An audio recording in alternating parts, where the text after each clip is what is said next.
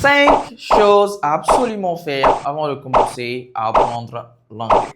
Salut tout le monde, c'est Idriss, votre English coach, communicant et créateur de contenu sur Internet. Bienvenue sur ma page Facebook, bienvenue sur ma chaîne YouTube. Ici, on parle de communication, de livres, de développement personnel. Et bien sûr, je te donne des techniques d'apprentissage qui vont te permettre de parler l'anglais facilement et en un temps record. Alors, bienvenue dans cette nouvelle vidéo. Aujourd'hui, je vais te donner 5 choses à absolument faire avant de commencer à apprendre l'anglais, avant de payer de l'argent pour t'inscrire dans un centre de formation ou avant de prendre un coach à domicile, peu importe la chose. Il faut d'abord retenir que ces 5 choses-là sont plus importantes que même les cours. Alors, il est impératif que tu suives cette vidéo jusqu'à la fin avant de perdre ton temps ou avant de perdre ton argent à t'inscrire dans une salle de formation ou à prendre un coach. La première des choses que vous devez faire avant de commencer à apprendre l'anglais, c'est définir un objectif. Définir un objectif. Alors, votre objectif, c'est quoi par exemple? Je veux avoir un diplôme, je veux voyager dans un pays étranger où on parlera uniquement anglais. Je veux avoir une promotion dans mon entreprise parce que je pense que si j'apprends l'anglais, l'anglais va me permettre de monter en grade, de grandir en compétences et donc d'avoir un meilleur poste ou une meilleure promotion. Alors, il est important que vous définissiez, que vous mettez même sur papier, que vous sachiez dans votre subconscient la raison pour laquelle je suis en train d'apprendre l'anglais. Alors, pourquoi c'est aussi important de définir la raison pour laquelle on veut apprendre l'anglais, l'objectif? Parce que c'est cet objectif-là qui va vous guider, qui va vous accompagner tout le long de votre processus. Parce que si vous avez pour objectif d'avoir seulement un diplôme ou un certificat, peut-être que dans 2 mois ou 3 mois, lorsque vous avez ce certificat, vous allez arrêter les cours. Donc, regardez le truc qui se passe. La personne qui a pour objectif d'avoir seulement un certificat qu'il va juste présenter dans une entreprise pour qu'il soit embauché, n'a pas le même objectif que cette personne qui veut, par exemple, voyager dans 2 mois, 3 mois ou dans un an dans un pays anglophone. Donc, cela veut dire quoi? Cette personne qui a pour objectif de voyager dans un pays anglophone dans 3 mois ou 4 mois n'aura pas le même degré d'engagement que cette personne qui veut tout simplement avoir un certificat ou un diplôme. Donc, c'est ce que vous devez comprendre. Cette personne également qui a pour objectif de grandir en compétences, d'avoir une promotion dans l'entreprise, n'aura pas également le même niveau d'engagement dans les cours que cette autre personne qui veut peut-être voyager dans un pays anglophone. Donc, il est crucial, il est très important que vous sachiez la raison pour laquelle vous voulez commencer les cours. Donc, définissez-vous votre objectif. Vous, aujourd'hui, quelle est la raison pour laquelle vous voulez parler l'anglais? Ça, c'est la première des choses que vous devez absolument faire avant de commencer à apprendre l'anglais ou inscrire dans un centre de formation. La deuxième des choses qu'il faut absolument faire avant de commencer à apprendre l'anglais, c'est que vous devez avoir un pourquoi fort. Alors, c'est quoi un pourquoi fort? Le pourquoi fort, c'est un peu lié à l'objectif. C'est cette chose-là qui va vous permettre de venir en cours, même s'il pleut, même s'il neige, même s'il y a des difficultés. Donc, c'est cette chose-là qui, au fond de vous, vous avez cette envie d'apprendre l'anglais, vous avez envie de vous améliorer, vous avez envie de continuer. Donc, il est important de savoir quel est votre pourquoi fort. Alors, ça fait plus de 3 ans, 4 ans même que je suis en train d'enseigner l'anglais à des particuliers, à des entreprises, notamment récemment j'ai été appelé par l'entreprise Soengi. J'ai également travaillé avec des entreprises étrangères, par exemple j'ai eu à travailler avec des Indiens à qui j'ai donné également des cours. Donc ces entreprises-là, généralement, ont des objectifs qu'ils veulent atteindre, ils ont un pourquoi fort. Donc si je prends l'exemple de cette entreprise indienne dont je vous parlais, c'est une entreprise qui évolue dans le BTP, dans la construction et des choses comme cela. Donc, ils m'ont fait appel pour que je puisse leur aider à parler le français et à mieux communiquer avec leurs partenaires locaux ici. Donc, ils ont un pourquoi fort. Ils savent la raison pour laquelle je suis là. Et donc, dès que je rentre en classe, ils ne sont pas là pour bavarder. Ils connaissent la raison pour laquelle ils sont là. Ils ont un pourquoi fort. Leur pourquoi fort, c'est quoi? C'est de ne plus payer des guides. C'est de ne plus payer des interprètes. Parce que lorsque vous prenez un interprète, ça coûte beaucoup cher. Donc, qu'est-ce qu'il faut alors? Il faut engager une personne comme moi, une personne bien sûr qui parle anglais, une personne qui est capable de vous accompagner en 3 mois, 6 mois, 1 an rapidement pour que vous puissiez communiquer, avoir une communication interpersonnelle, une communication directe, une communication face-to-face avec vos partenaires, vos collaborateurs, etc. Donc, il est important que vous également, vous ayez un pourquoi fort. Peut-être, je ne sais pas, en tant que jeune, vous voulez épater des amis au quartier, je ne sais pas, vous voulez impressionner cette fille-là, je ne sais pas quoi d'autre. Vous voulez réussir quelque chose de plus significatif. Vous devez avoir un pourquoi fort. Quelle est cette chose qui vous motive? Quelle est cette chose that will keep you on track. C'est quelque chose qui va vous maintenir là, quelles que soient les difficultés qui vont subvenir en fait. Donc, ayez cette chose-là qui vont vous permettre d'aller de l'avant. Récemment, c'est la même chose qui s'est passée lorsque j'ai été appelé par les jeunes entrepreneurs de Soendi également. C'était la même chose. Ils ont un objectif très clair, bien avant que moi-même je ne. Leur objectif est clair, c'est développer leur capacité communicationnelle en anglais pour qu'ils puissent communiquer mieux avec leurs partenaires internationaux.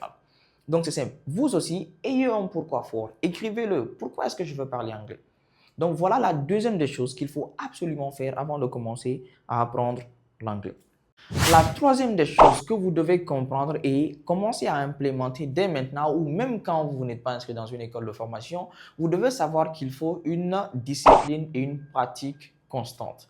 C'est quoi la pratique constante? Vous devez savoir que tous les jours, vous devez apprendre quelque chose en anglais. Vous devez écouter quelque chose en anglais. Vous devez lire quelque chose en anglais. Vous devez participer à une conversation en anglais. Vous devez avoir un interlocuteur. Je ne sais pas. En tout cas, une petite action, ne serait-ce qu'à apprendre un mot dans une journée. Parce que c'est la pratique constante qui va vous aider à atteindre votre objectif. Généralement, dans les centres de formation, vous allez assister aux cours pendant 3 fois par semaine. Mais les autres jours de la semaine, qu'est-ce que vous faites? D'ailleurs, vous allez plus apprendre en dehors de l'école, en dehors du centre de formation qu'à l'école. Parce que les professeurs sont là pour vous guider et pour vous accompagner. Donc, si vous-même, vous ne mettez pas votre grain de sel, si vous-même, vous n'êtes pas concentré, vous n'êtes pas focus et pratiquez constamment, cela ne vous aidera pas à atteindre votre objectif. Donc, je suis en train de dire des choses que généralement, on ne vous dit pas dans les centres de formation parce que le plus important, c'est on vous vend une formation. Et moi, dans cette vidéo, à travers cette page, je suis en train de vous faire passer des messages, des choses qui sont vraies, des choses qui vont vous permettre de vous développer et de parler rapidement en anglais. Voilà, il faut une pratique constante tous les jours, une discipline d'apprentissage tous les jours. C'est pourquoi on dit en anglais « practice makes perfect », qui veut dire tout simplement que c'est en forgeant qu'on devient forgeron. Littéralement, qui veut dire c'est en pratiquant qu'on donne le meilleur de nous-mêmes. La quatrième des choses que vous devez faire, que vous devez absolument faire, c'est savoir apprécier ses efforts.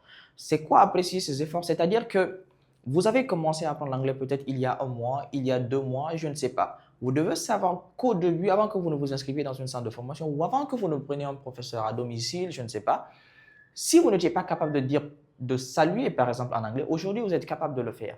Si avant vous n'étiez pas capable d'aligner une phrase en anglais, aujourd'hui vous êtes capable de le faire. Il faut savoir apprécier ses efforts et fêter cela, être fier de ce que l'on a accompli.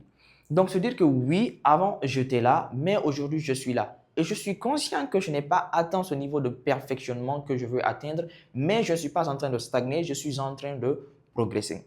Alors lorsque vous aurez ça en tête, vous, dans votre subconscient, dans votre conscience, vous allez comprendre que oui, apprendre l'anglais est un processus et c'est long journey. C'est un processus qui va continuer encore et encore et encore.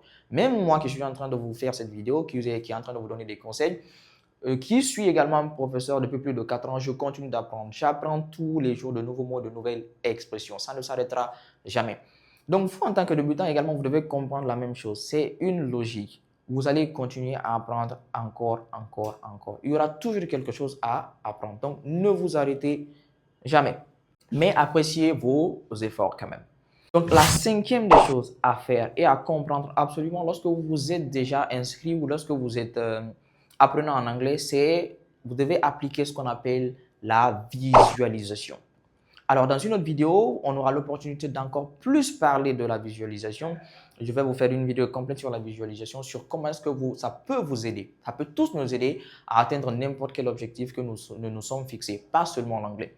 Alors, je vais vous donner un petit détail sur la visualisation, le pouvoir de la visualisation, comment moi, ça m'a aidé à parler, à atteindre le niveau que j'ai aujourd'hui en anglais. Alors, moi, personnellement, j'ai commencé à apprendre l'anglais depuis 2021.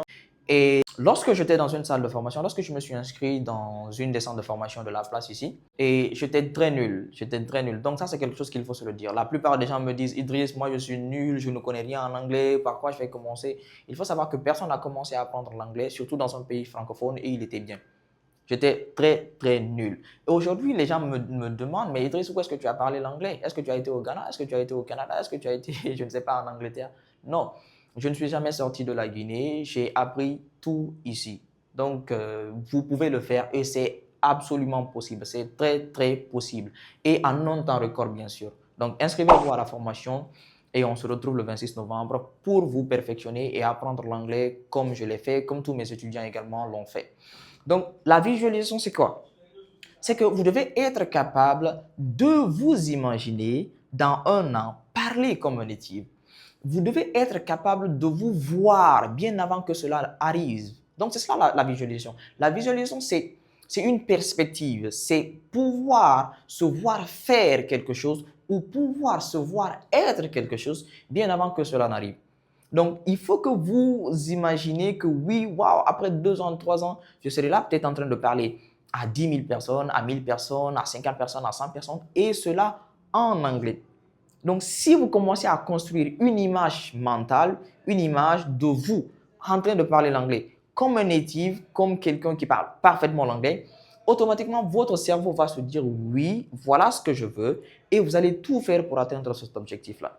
Donc, voilà les 5 choses que vous devez absolument faire avant de commencer à apprendre l'anglais. Ou quand même bien, si vous êtes inscrit, voilà les choses que vous devez commencer à implémenter dans votre processus d'apprentissage dès aujourd'hui pour que vous puissiez atteindre le niveau de perfectionnement que vous voulez avoir. Donc, encore une fois, merci de suivre la vidéo jusque-là.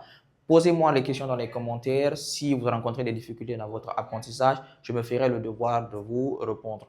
Likez la vidéo, commentez la vidéo, partagez à d'autres personnes également qui souhaitent apprendre et activez la cloche de notification pour ne rater aucune des vidéos que je poste ici chaque semaine. Ciao!